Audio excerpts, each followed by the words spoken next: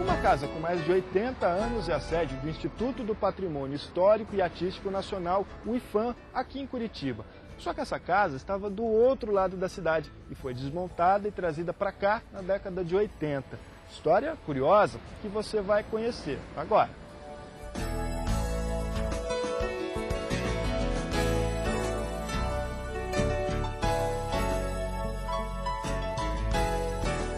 O responsável por trazer a casa aqui para o bairro do Juvevê é o professor de arquitetura e superintendente do IPHAN no Paraná, professor José Lapacina Filho.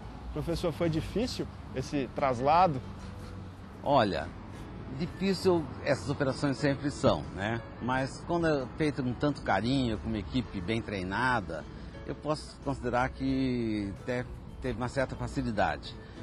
Graças também à boa vontade, né, da Prefeitura Municipal de Curitiba, que nos cedeu esse terreno maravilhoso no bairro do Juvevê, onde nos encontramos, e também a sensibilidade da própria família do Major Domingos Nascimento Sobrinho, que entendeu a importância da preservação desse belíssimo exemplar da arquitetura tradicional do nosso estado do Paraná. Você conheceu a casa? Eu já conheci essa casa, ela ficava no alto, numa esquina, numa posição relevante assim, na paisagem. E um belo dia, passando por lá, vi uma placa de vendas. Aí entrei em contato, anotei o número, entrei em contato com os proprietários e ela ficava numa região muito valorizada em termos imobiliários e eu propus ao antigo proprietário a compra apenas do material da construção, prevendo já o seu traslado para um outro local da cidade. Você falou, eu quero comprar só o material, qual que foi a reação dele? Pois é, ele achou meio estranho porque para ele o que valia era o terreno, né? Eles estavam vendendo, estavam em negociação com uma imobiliária grande e tal. E ele ficou até meio surpreso. Alguém querendo comprar isso aqui vai virar lenha, né?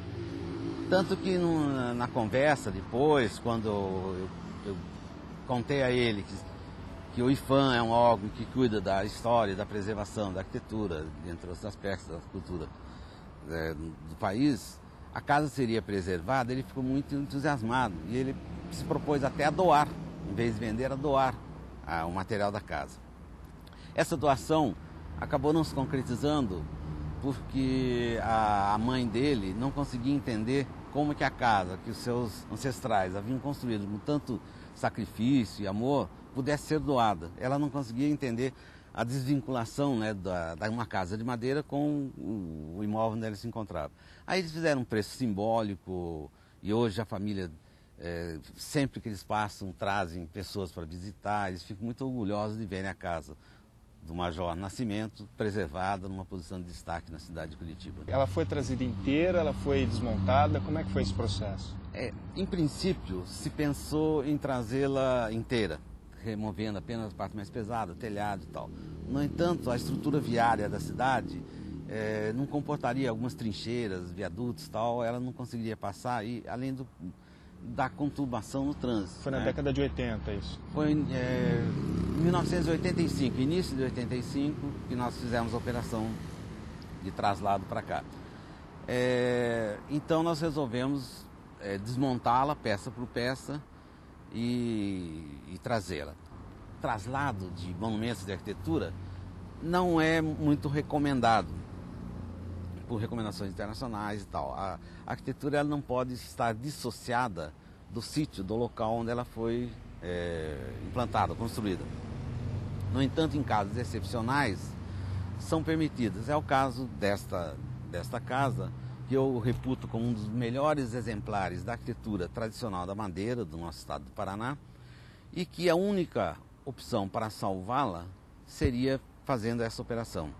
E de mais a mais, casas de madeira são passíveis de serem desmontadas e remontadas em outro local, e essa operação inclusive possibilitou uma melhor preservação da casa, porque se eu a trouxesse inteira, ela não sofreria o processo de imunização que nós fizemos nas peças individualizadas. Foi construído um grande tanque de alvenaria aqui no próprio terreno, que comportava as peças grandes, até 7 metros de comprimento, e aí um produto químico muito tóxico. Os operários trabalhavam com máscara, tudo dentro das normas de segurança do trabalho, e as peças eram imunizadas por imersão.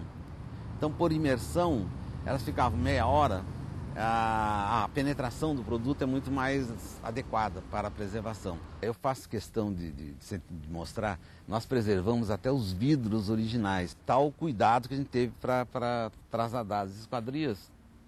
Elas eram todas embaladas em papel apropriado e tal. Porque mesmo os vidros antigos, eles têm toda uma história da tecnologia da fabricação do vidro. Os vidros antigamente não eram os vidros planos, eram fabricados planos, eles eram fabricados soprados, um grande garrafão, né? Depois eram cortados as extremidades e seccionados, depois eram aquecidos novamente, então aí eles adquiriam a forma plana. Depois, só na década de 50, por aí, é que foi inventado o sistema para a fabricação do vidro plano. Então esses vidros têm uma série de defeitos, e esses defeitos é que contam essa história, sabe? Por isso que está um cuidado imenso com os vidros, assim, para a memória da técnica, né? A disposição dela no terreno também é diferente. Ela está num canto, isso tem uma explicação, tem uma justificativa ou foi coincidência? Aquelas coincidências, né, que acabam valorizando uma operação desse tipo. Na verdade, essa casa era uma casa de esquina, e ela, originalmente, ela veio para um local de meia de quadra. Mas esses dois terrenos, mais o terreno do fundo, quando a prefeitura nos cedeu, nós tínhamos uma condição, nós tínhamos que respeitar o alinhamento do eixo do rio Juvevê canalizado, que passa aqui praticamente onde nós nos encontramos. Então a casa, obrigatoriamente, teria que ficar a 8 metros do eixo do rio. Esta é a razão por ela ter ficado mais para o fundo e nessa posição esconso em relação ao restante da área. E a arquitetura dela? Quais são os detalhes aí que a gente encontra, com as referências? Eu considero este exemplar o exemplar mais importante e mais evoluído da arquitetura tradicional da madeira do nosso estado.